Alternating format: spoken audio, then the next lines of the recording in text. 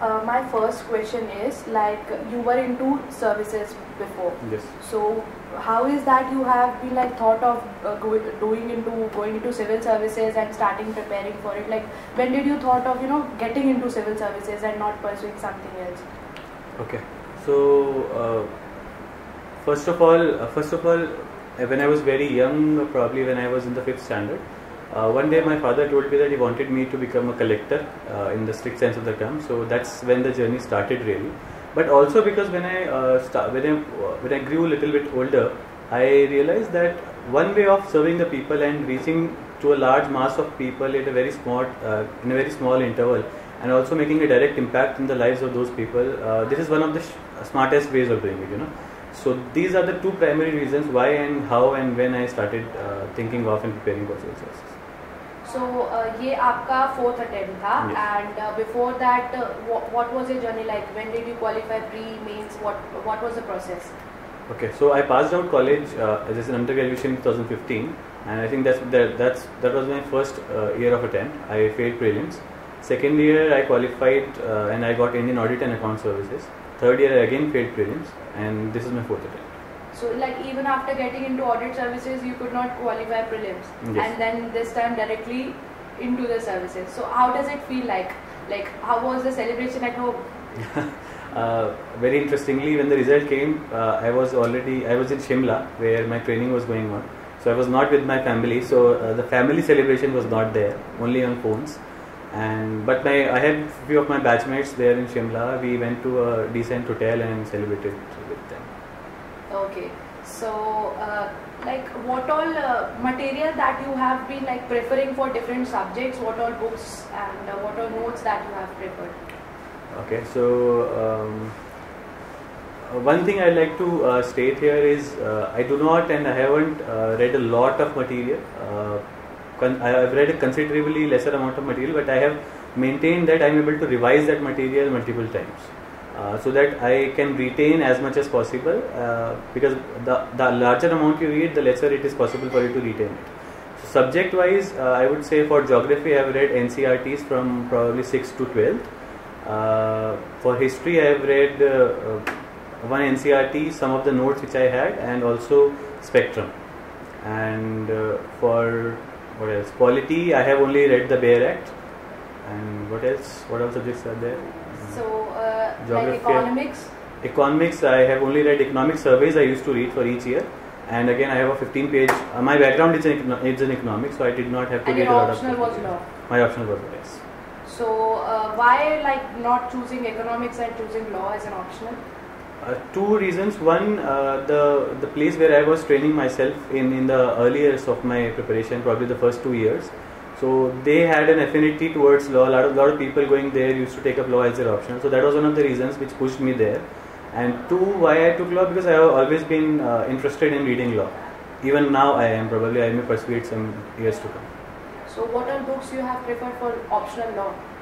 Optional, where I trained myself, they used to give me some notes which incorporated primarily case laws and Bayer Acts. So there are few major subjects like IPC. I used to read the Bayer Act, and one was the notes which the coaching had. Two was for Contract Act, again the same thing. For some of these subjects, I used to also refer a book written by Dr. Pangia. So some of the topics which were not very detailed in the Bayer Act, probably we could refer from there. Okay. So you have been to a mock interview at Hotel Park, which was with GS Mentors in collaboration with Ensemble IAS. So how was that experience of interview? The experience of the interview was good, because that was my first mock interview outside of at a new place.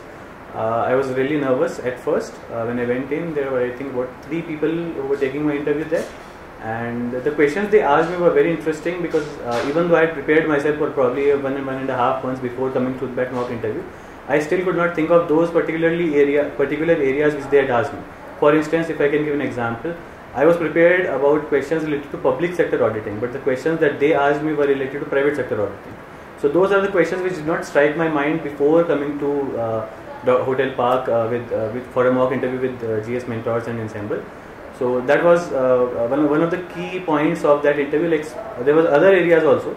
So they exposed me to some new areas as well as how to answer a question, how to be polite, and how to say no in a very sensible and inquisitive manner. And what about that one-to-one session that you had? So after the interview, I had a one-to-one session with Dr. K. Siddhartha, and doctor was very kind enough to tell me. I had some questions regarding the, as you can also observe, the frequency of my speech.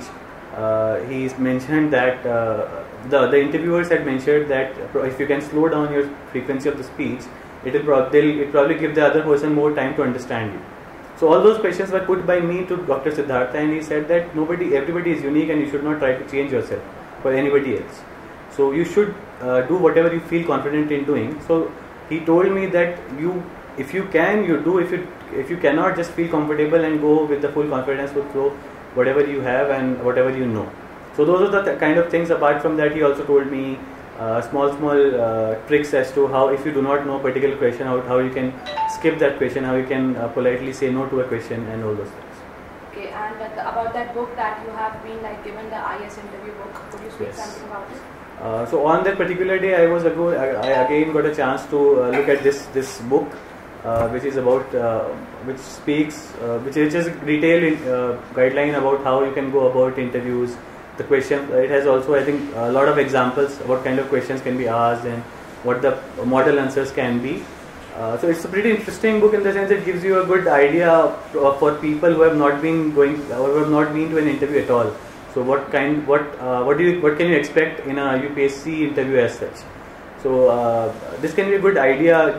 This can give you a good idea, but also the fact that this is only an insight, but not what happens actually inside. In the sense, the questions that they are here is just an indication of what they are. Right? Inside, it all depends on what you are and how do you respond to situations. So how was your actual interview at your UPSC board? Okay, so this time, unlike last time, I think I was a little bit more comfortable with the interview.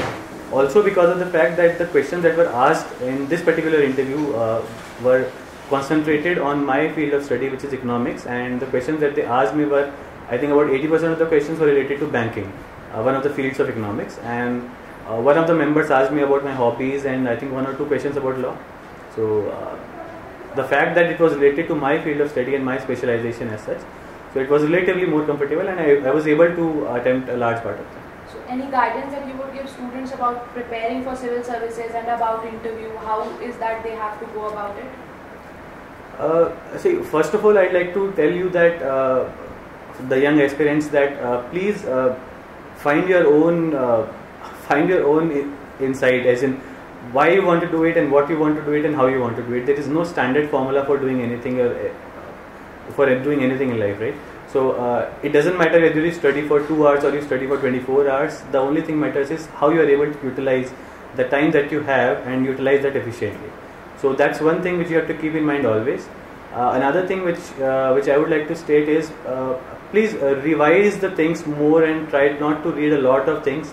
Read whatever you can in a limited amount of time and try to revise those again and again so that you're able to get the crux of it in your mind, in your head, because when you're actually writing the paper, you're not able to remember half of it unless you have grasped it inside you.